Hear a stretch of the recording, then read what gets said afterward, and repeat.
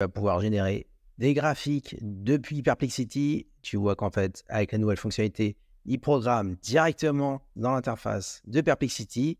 Je vais te montrer étape par étape comment j'ai généré ces graphes avec mes propres données, mais tu vas pouvoir aussi faire la même chose avec tes données. Alors, n'hésite pas à mettre un like, à commenter. Allez, c'est parti. On va du coup attacher, tu peux attacher par exemple des fichiers. On va lui faire des fichiers CSV. Donc là, moi, j'ai récupéré toutes mes données de mes chaînes données. Donc, j'ai 3 fichiers, tu vois, des fichiers CSV où j'avais récupéré des informations sur mes analytiques de ma chaîne YouTube. Et je vais lui demander de analyse-moi ces données et donne l'évolution et crée un graphique. Un graphique sur l'évolution de ma chaîne, sur l'évolution des vues de ma chaîne YouTube. Donc, c'est des données extraites depuis 1 an. Donc là, il y a les totaux. Donc, tu vois qu'en fait, tu as des informations. Tu as des fichiers CSV. Donc, il va pouvoir analyser les 3 fichiers. Donc, d'après les réponses fournies, les données montrent l'évolution quotidienne des vues totales de votre chaîne de YouTube. Donc, j'ai créé ma chaîne le 4 juillet 2023. Donc, ça fait un peu plus d'1 an, le 26 août 2024. Donc, il me donne les statistiques. Donc, les débuts de la période de juillet, les vues quotidiennes étaient très faibles, soit proche de 0. Ça, c'est le cas, effectivement.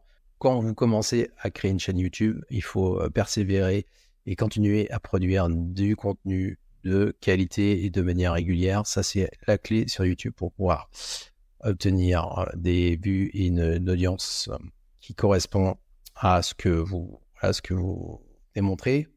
Là, il m'explique croissance progressive. À partir de fin juillet, on observe une augmentation progressive des vues avec des pics occasionnels. Donc ça, c'est par rapport à des sujets qui ont été du coup des sujets qui ont percé. Première phase de croissance significative, première phase de croissance entre mi-août et début septembre, avec une vue quotidienne de 200 à 300 vues. Le pic est le plus important, observé le 7 juillet 2024 avec en une journée. Voilà, il me décrit OK, la courbe, point d'intérêt. Et là, on va mettre en version pro. Et cette fois-ci, on va lui dire de génère un graphique visible sur Perplexity, de manière à qu'il puisse me l'afficher directement sur l'écran. Alors, c'est parti, il va analyser les données sur l'évolution du fichier HV, il va programmer, il est parti sur une programmation, il nous fait un petit code Python, voilà, il a fait le rendement, et là, il va générer le graphique de la chaîne YouTube, donc on espère qu'il va pouvoir nous générer, et voilà, il m'a généré un beau petit graphique correspondant aux vues de YouTube. Donc, si on regarde ma chaîne YouTube, je vous montre en live, on va aller sur la chaîne YouTube Studio, et on va aller vérifier ça. Donc aujourd'hui, on va aller dans données d'analyse. Et là, si on va mettre depuis toujours, et effectivement, il a pu retracer ce graphique-là avec les données que je lui avais fournies. Donc j'ai fait tout simplement un export de mes données ici en mode avancé. J'avais exporté les données et je lui avais demandé simplement de me donner les vues ici.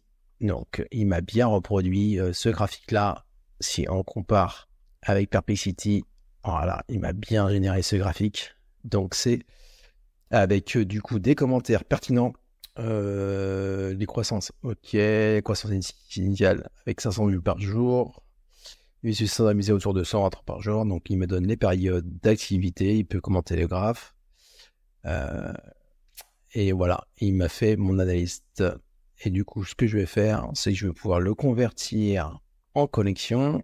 Et je vais faire une nouvelle collection. Et je vais l'appeler Data Analyst. Data Analyst. Créer un graphique à partir des données fournies. À partir des données, voilà, je vais créer analyste. Je vais mettre un petit emoji. On va mettre un graphe. Statistique, analyste, Bon, il n'y a pas d'emoji. Tableau. Graphe. C'est graphe alors. Graphique. Bah. Il n'y a pas d'emoji. Il n'y a pas d'emoji pertinent. C'est quoi ça? Allez, c'est parti. Créer. Et du coup, je vais pouvoir retrouver ici dans ma bibliothèque, ici, Data Analyst. Et dans la collection Data Analyst, j'aurai tous mes fils de discussion qui sont regroupés. Par exemple, là, du coup, je vais attacher des données. Je vais rattacher mes fichiers joints. Je vais mettre simplement analyse.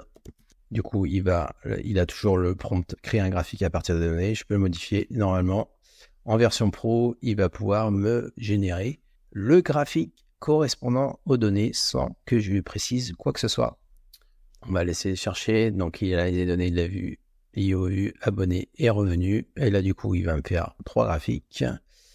Il va programmer tout ça.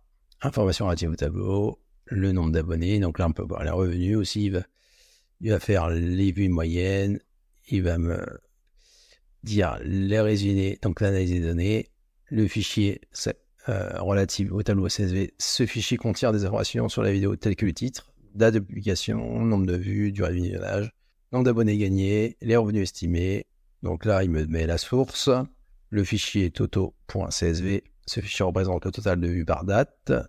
Ce qui permet de suivre l'évolution du temps au fil du temps. Le fichier données graphiques, tu vois qu'il m'a donné aussi le fichier 3 du coup qui est concerné. La tendance des vues, avec les pics, les vidéos publiées plus récemment, performance des vidéos. Et il me donne la vidéo, comment créer un dessin animé avec l'IA a plus performé que les autres, avec bientôt 16 000 vues. Une autre vidéo notable, tuto gagner de l'argent avec TikTok aussi, avait bien marché à 8 778 vues. On va pouvoir visualiser. Donc là, il me donne du coup uniquement le code pour générer le graphique. Et là, du coup, on peut faire un suivi. Génère le graphique. Qui m'a fait une analyse un peu plus approfondie. On va voir si le graphique a été généré. Ah, il va traiter les fichiers CSV pour extraire des données de vue en fonction des dates. Il va générer un graphique montrant l'évolution des vues au fil du temps. Et donc là, effectivement, c'est ce prompt-là qu'il faudrait que je copie pour qu'il puisse me générer ce beau graphique correspondant à mes données de la chaîne. Donc, si je veux, je peux du coup pimper je peux me pimper ma collection en revenant sur le prompt appliqué ici en modifiant, créer un graphique à partir des données. Donc, vu que c'était trop large, je peux du coup à partir des données au fil du temps, en prenant en compte uniquement les vues et incluant les vues. Je fais une mise à jour. Je vais créer un nouveau prompt. Je vais lui dire cette fois-ci graphique, tout simplement. Je vais attacher mes fichiers et on va faire l'opération pour vous montrer qu'on peut du coup pimper et personnaliser la collection de manière à que vous ayez votre pertinence de réponse attendue. Et là, du coup, il va pouvoir analyser le fichier CSV, il va même créer le graphique en utilisant les données extraites, et il va programmer en Python en utilisant une bibliothèque Matplotlib pour pouvoir l'afficher directement sur Perplexity. Et vous voyez le résultat. On a fait notre prompt, donc du coup, on a personnalisé notre collection qui s'appelle du coup Data Analyst, si j'ai bien écrit, et du coup, il m'a généré ça directement dans Perplexity.